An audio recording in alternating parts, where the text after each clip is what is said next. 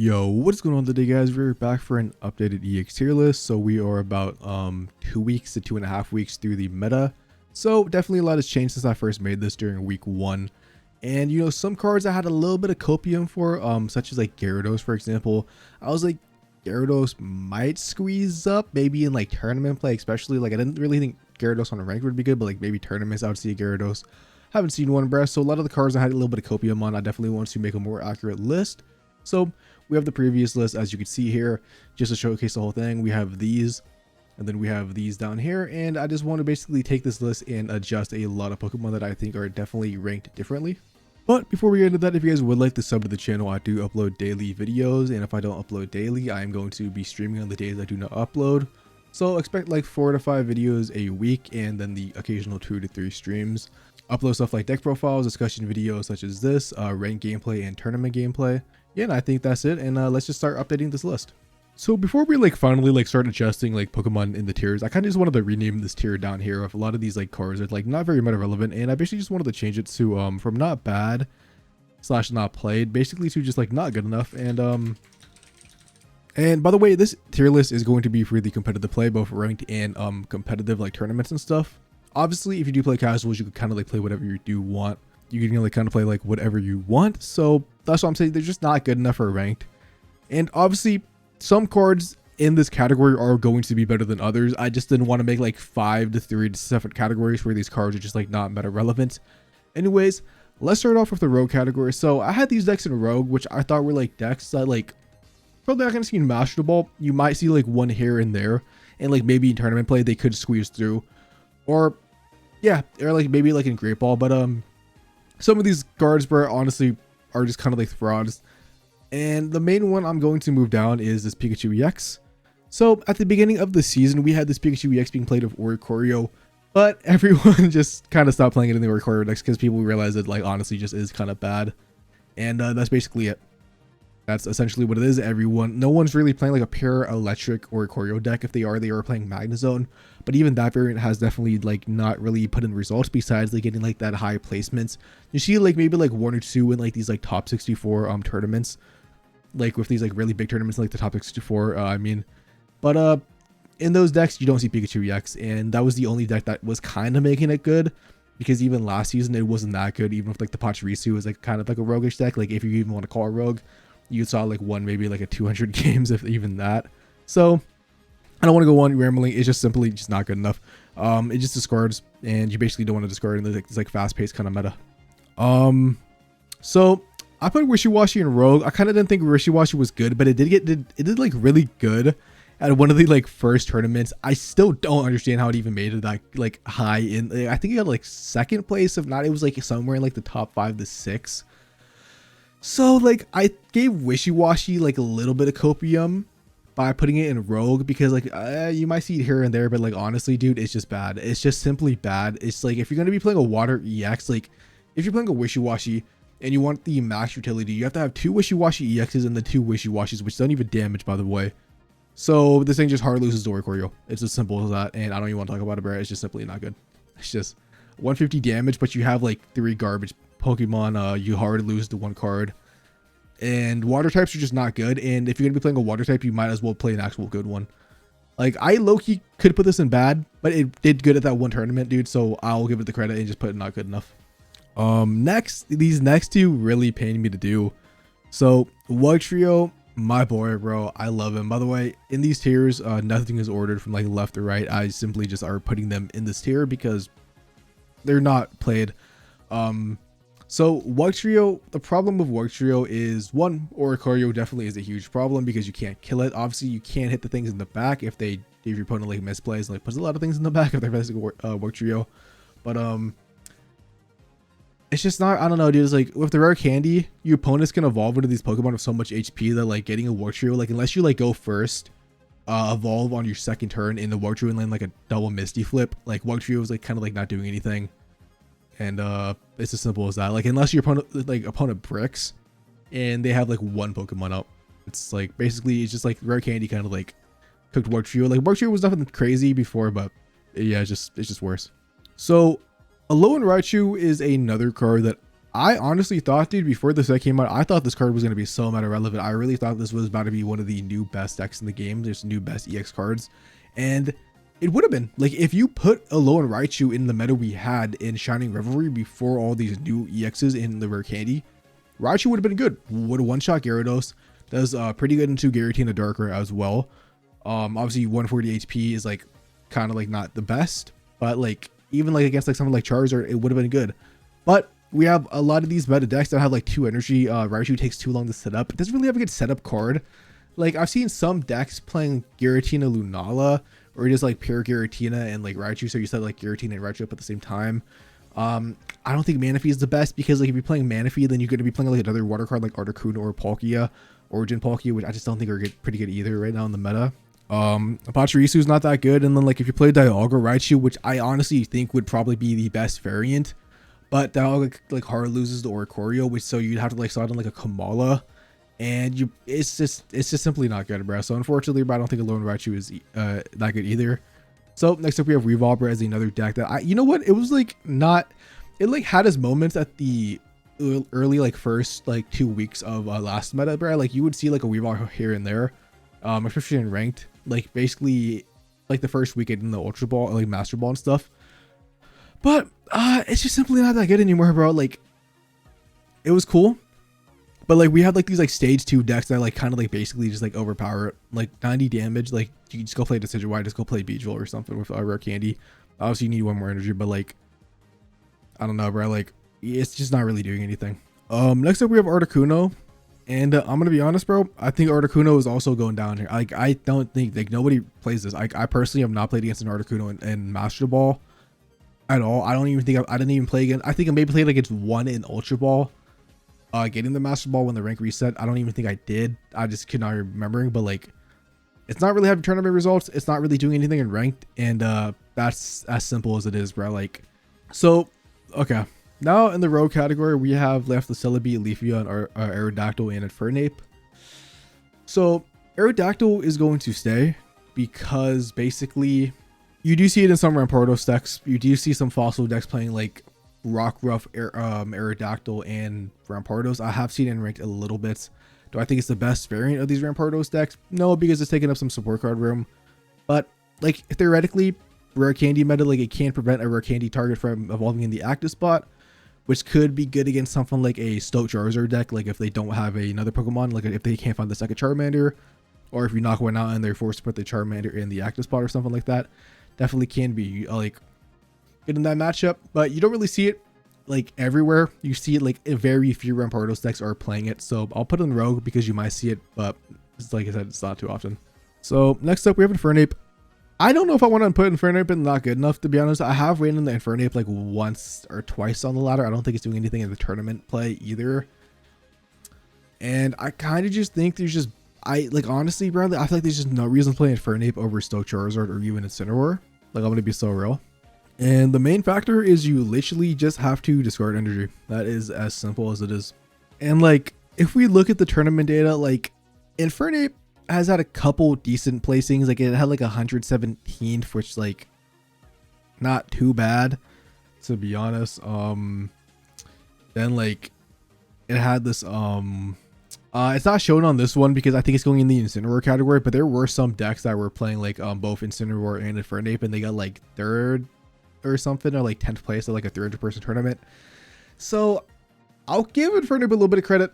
It's seeing like the smallest little bit of player buffer, like, but like really, bro, like you're probably not seeing Infernape, but I'm just gonna leave it in here, I guess, because like unlike Workshore, bro, you are seeing it a little bit, even if it's like a grain of salt. I'll give it that. So Leafeon and Celebi, I usually package them together, but I'm gonna be so real. I've seen Celebi being played with Superior and not Leafeon. I've actually ran in the Celebi like a little bit of Master Ball, bro, like around the like 1600 to 1700 range. Surprisingly, I've seen it like 3 to 4 times, more than I really thought. So I'll keep Celebi in Rogue, but I think Leafeon, dude, I think no one really plays it because you have Superior Rare Candy, and plus, you know, like Oricorio can wall it. So I'm gonna move Leafeon down. I'm gonna keep Celebi in Rogue. Potentially Leafeon could still be partnered next to Celebi, but like no one is playing like a Leafeon deck that is not Celebi. So I'm just gonna keep, like I said, I'm gonna keep Celebi in there. And if Leafeon can be partnered with Celebi, but if Leafeon isn't partnered with Celebi, you're probably just not seeing it.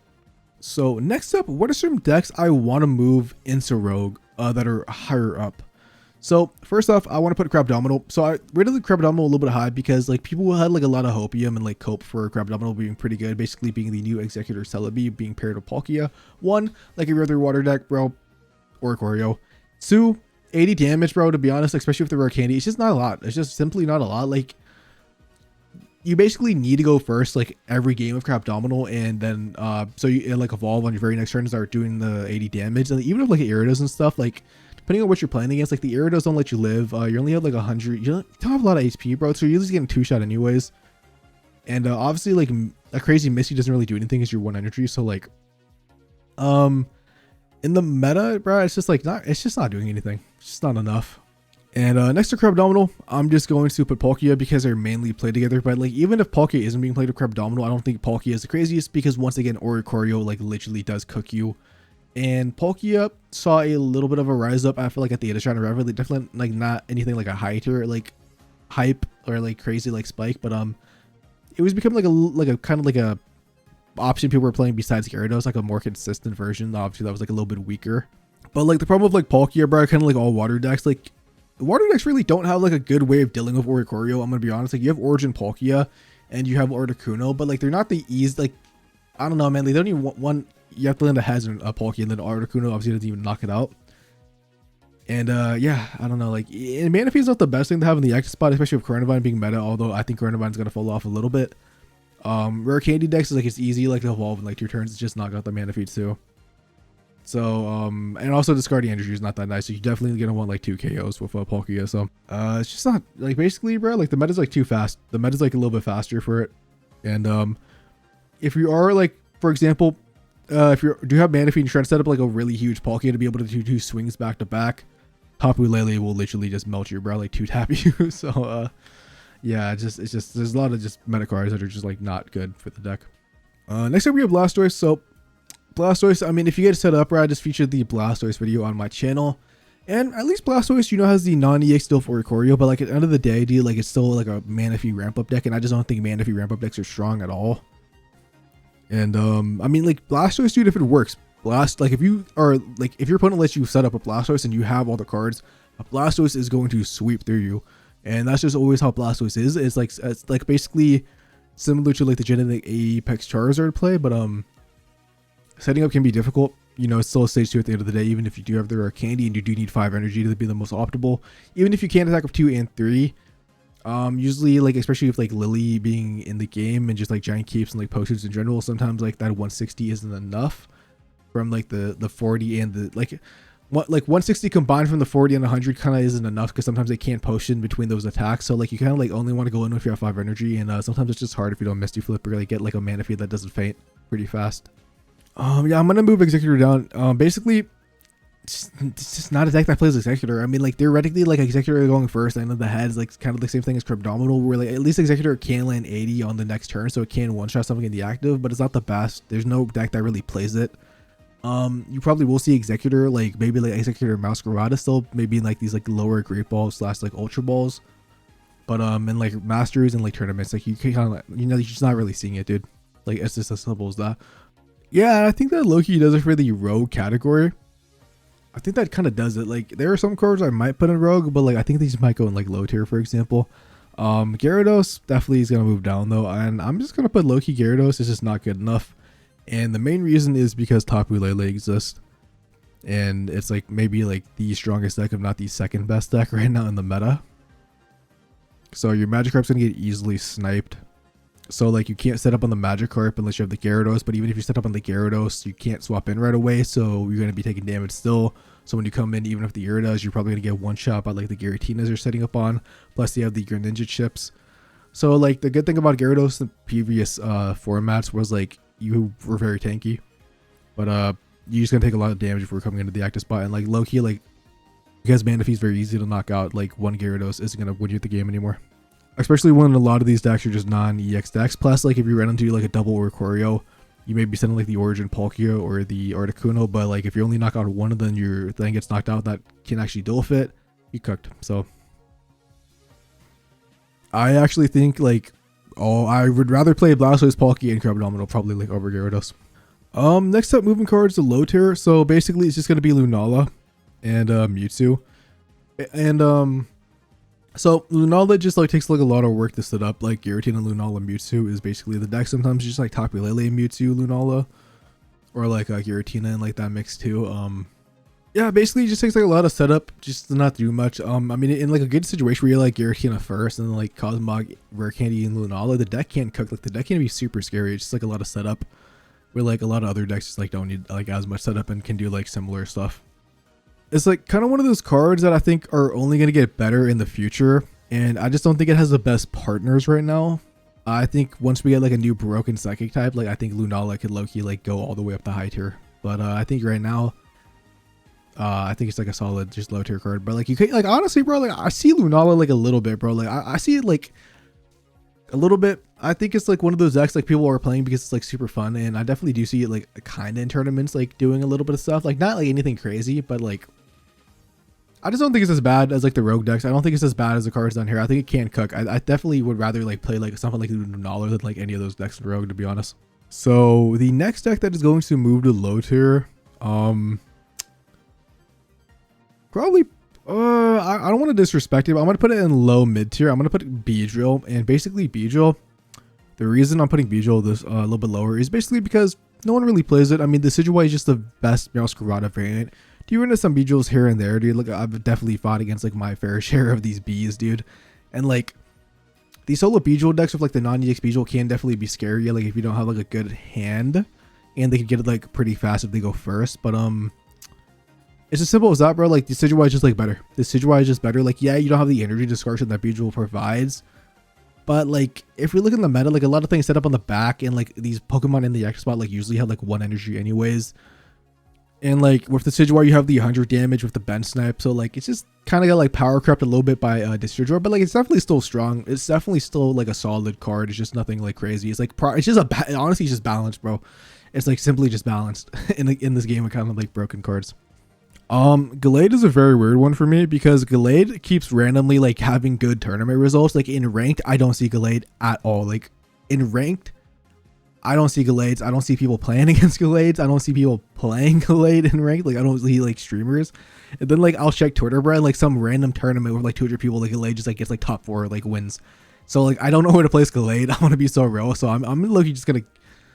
I'm just keeping it mid tier because I don't know where to place it. I'm gonna be so real. Out of all these cards, like that's the only one I don't have an opinion on, because like in my mind, I would probably put Gallade in low tier to Rogue, but then it pops up and like has a good tournament like every like week. I just feel like there's like a Gallade that's just doing randomly good, or like every like week and a half, bro. So I'm just gonna keep it mid tier, but like emphasis on the I don't know what the fuck to put this in. Next up we have Genetic Apex Charizard. That's the Moltres package because they are partnered together. I'm not gonna rank them separately, and I'm gonna be so real. I think this deck is still kind of broken, especially if you do slot in the non-EX Charizard as a way to duel for Ikorio. I just don't think people are playing it. I actually ended up running into a Charizard in a tournament, dude, and I was playing Snorlax Giratina, and I got absolutely cooked. There was nothing I could have done. Nothing I could have done because they have Lily, so my Great Ninja Pings couldn't get them weak enough, and they just like blasted me 3 times. I don't think it's I don't know, dude. It's like I feel like it's actually pretty decent against. I guess because Tapu Lele now is a card that is becoming more meta relevance. The deck can definitely struggle. Dude, I'm gonna put it in low tier. But like I'm gonna be honest, like out of all, I'm kind of expecting Genetic Apex to kind of like pop off eventually.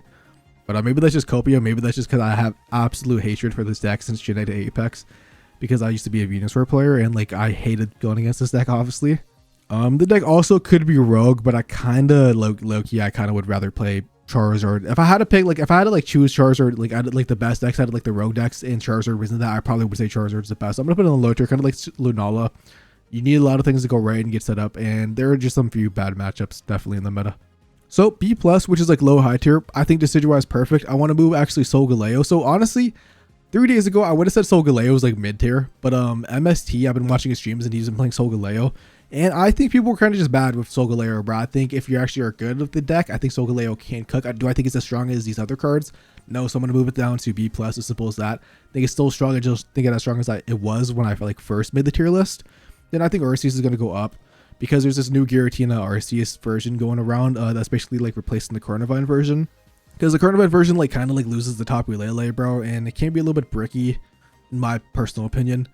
And yeah, I just wanted to move RC stuff. I just think it's a little bit stronger, bro. I definitely think it's just like kind of like really wasn't played too much back when I made this tier list, but then like Carnivine kind of like blew up like after I made it, so that's why it's going higher. I think Garchomp is still high tier. I think Incineroar is still high tier, but I think Charizard is going to be top tier.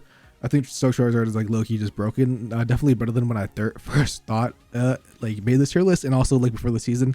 I didn't think Stoke Charizard was going to be good. It's definitely strong. Obviously loses to Oricorio, but like I don't know, man. Like turn 1 Stoke Charizard, but like sometimes it's just unbeatable, especially if they have a Lily. And then a card I want to move down actually. Still think it's the second best. I still think it's one of the best EXs in the game, but I think Giratina is just so broken that I don't want to like disrespect Giratina. So I'm gonna put Giratina as best card. I'm gonna move Darkrai down. It's still strong. There's literally nothing changed. I just think Giratina is him, and I'm gonna move Darkrai down a little bit. So once again, this is the updated list. I'll scroll down so you can see everything. High tier, B plus, mid tier, low tier, the rogues, and then the not good enough. And some of these pain me. Hate to see Venusaur being garbage. Hate to see Alolan Raichu being garbage. Hate to see Leafeon down here. Hate to see Glaceon, Dalga. But this is just the meta. Like I think the meta is so cool though. Because like if you think about it, bro, I think like down here in the decision, I think all these EX Pokemon are playable. Where like if you asked me like last season, bro, we would have had Giratina, Darkrai, and Gyarados, and like that would have been it. Maybe I'm forgetting like one, but like literally, bro, that was it. Anyways, I hope you guys enjoy the updated list. I just wanted to basically have the most accurate EX list. And honestly, bro, I'm looking at this. At least like B minus and up. Minus Gallade. Gallade definitely, like I said, can change. Gallade is, I just don't understand Gallade. I just don't understand it. Beedrill could low-key be in mid-tier, but like, maybe like low-key, but it doesn't matter, bro. Like I just delete this row and it literally does not do a single thing. So I think mid-tier and up, I think is like cool.